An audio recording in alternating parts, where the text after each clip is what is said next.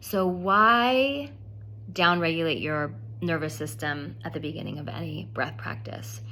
So for this video, I want you to think of 2 ways of working with your nervous system. You can downregulate it, bring it into a state of calm or peace, or you can upregulate it and bring it into an energized, awake state of being. Why is it important to downregulate first before you say even do an upregulating breath? This is really important. So most of us live in a more upregulated state. This is because we are awake, doing things all day, because we are alert to what is going on in the world. We are taking on stressors and triggers.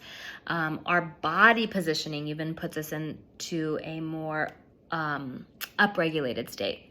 Even if you are tired in the middle of the day and you feel very tired, you could still be in an upregulated state.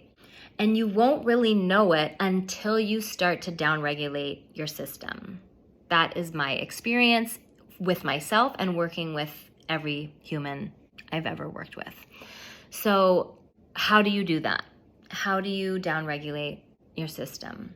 This is very simple, very, very simple. You can integrate it right now today. There's, like I said, 2 ways of working with your nervous system for the sake of this video.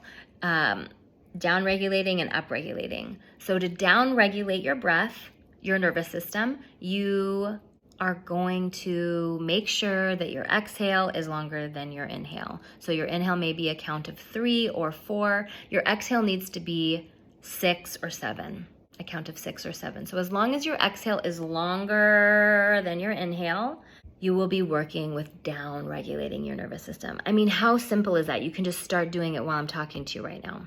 To upregulate, it's the opposite. You're going to inhale longer than your exhale. So your inhale just needs to be longer than your exhale.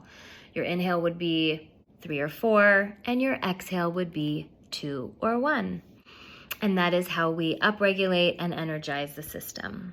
So back to the beginning, in order to have a full breath practice, you want to downregulate your nervous system first, and then move into an upregulating pattern. What's so amazing is that in Kundalini yoga classes, in yogic practices, this is what is naturally done.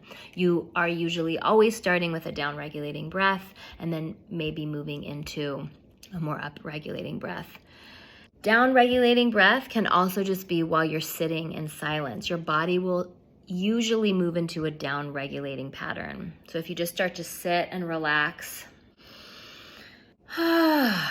you'll start to take a load off by literally offloading your exhale longer than your inhale, and you start to downregulate your system. You start to relax. This is why sometimes when you walk into a healing space or you're in someone's presence who's very calming, oh my God, I feel so calm when I'm around you. You still are regulating your nervous system. You're maybe taking cues from that person, but your breath starts to regulate into a down-regulating pattern.